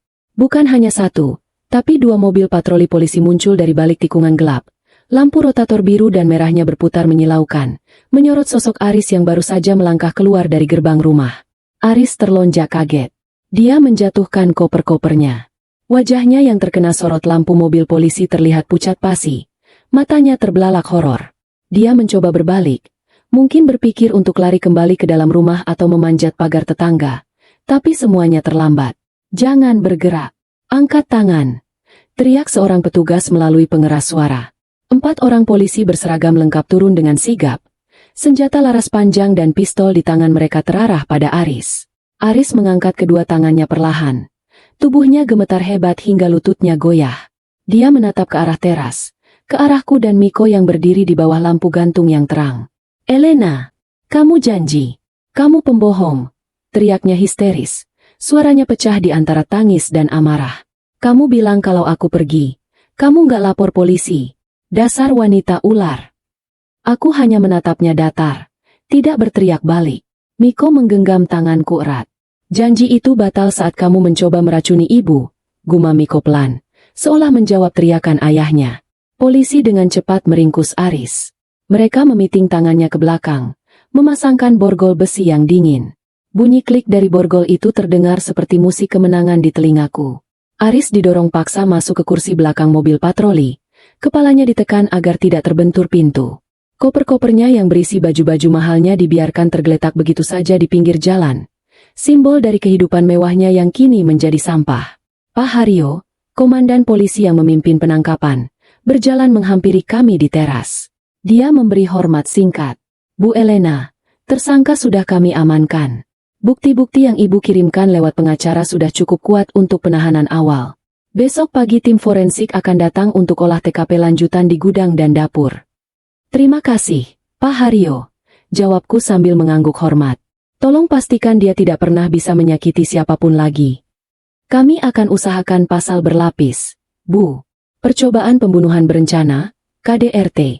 Dan kami juga akan membuka kembali kasus kematian istri pertamanya berdasarkan kesaksian putra ibu nanti. Dia akan membusuk di sel sangat lama. Mobil-mobil polisi itu pun melaju pergi, membawa serta mimpi buruk yang selama ini menghantui rumah ini. Suara sirine perlahan menjauh, digantikan oleh suara jangkrik dan angin malam yang sejuk.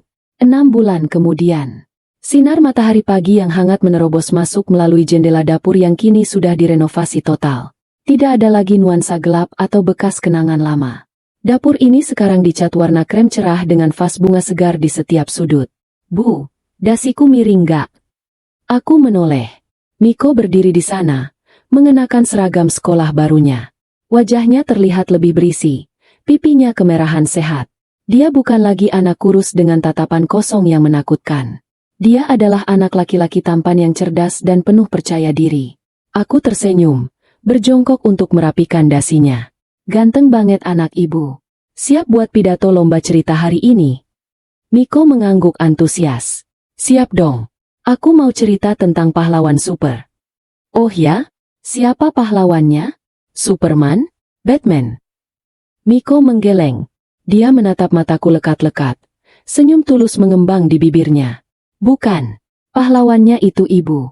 Ibu yang menyelamatkan anak kecil dari monster. Terus mereka hidup bahagia selamanya. Mataku terasa panas. Air mata haru mendesak keluar. Tapi aku menahannya dengan senyum lebar. Aku memeluk tubuh kecil itu erat-erat. Dan anak kecil itu menyelamatkan ibunya juga. Kita saling menyelamatkan, sayang. Proses hukum Aris berjalan lancar dan cepat. Dengan bukti video CCTV yang tak terbantahkan dan kesaksian Miko yang sangat artikulatif di pengadilan anak, Aris dijatuhi hukuman penjara 20 tahun. Kasus kematian ibu kandung Miko juga dibuka kembali, menambah daftar panjang kejahatannya. Perusahaan tempatnya bekerja memecatnya dengan tidak hormat, dan selingkuhannya meninggalkannya begitu saja saat tahu dia bangkrut dan jadi tersangka. Aris benar-benar kehilangan segalanya. Sementara itu, bisnis butikku semakin berkembang. Aku meluncurkan koleksi baru bertema Rebirth, yang terinspirasi dari kekuatan kami berdua. Tapi yang paling membahagiakan bukanlah uang atau kesuksesan bisnis, melainkan melihat Miko tumbuh. Setiap pagi, rumah ini tidak lagi sunyi. Ada suara tawa Miko, ada suara dia membaca buku dengan keras, ada suara kami berdiskusi tentang menu makan malam. Miko sudah tidak perlu pura-pura bisu. Dia bebas menyuarakan isi hatinya, marahnya, senangnya, dan mimpinya. Ayo berangkat, Bu. Nanti telat. Ajak Miko sambil menarik tanganku menuju pintu depan. Kami berjalan keluar rumah, disambut oleh langit biru yang cerah. Aku menutup pintu rumah besar itu. Rumah yang dulu terasa seperti penjara, kini benar-benar menjadi istana kami. Di bagasi mobil, tidak ada lagi koper pelarian atau rahasia gelap. Hanya ada tas sekolah dan bekal makan siang. Aku menyalakan mesin mobil, memutar musik kesukaan kami, dan melaju membelah jalanan kota. Masa lalu yang kelam sudah tertinggal jauh di kaca spion. Semakin lama semakin kecil hingga akhirnya menghilang. Di depan sana, masa depan membentang luas. Secerah senyum anak laki-laki yang duduk di sampingku. Kejahatan mungkin bisa bersembunyi di balik wajah manis dan kata-kata palsu. Tapi ketulusan, terutama ketulusan seorang anak, akan selalu menjadi cahaya yang membakar habis segala kepalsuan itu. Dan kami, Elena dan Miko, adalah bukti nyata bahwa setelah badai terberat sekalipun, pelangi pasti akan muncul.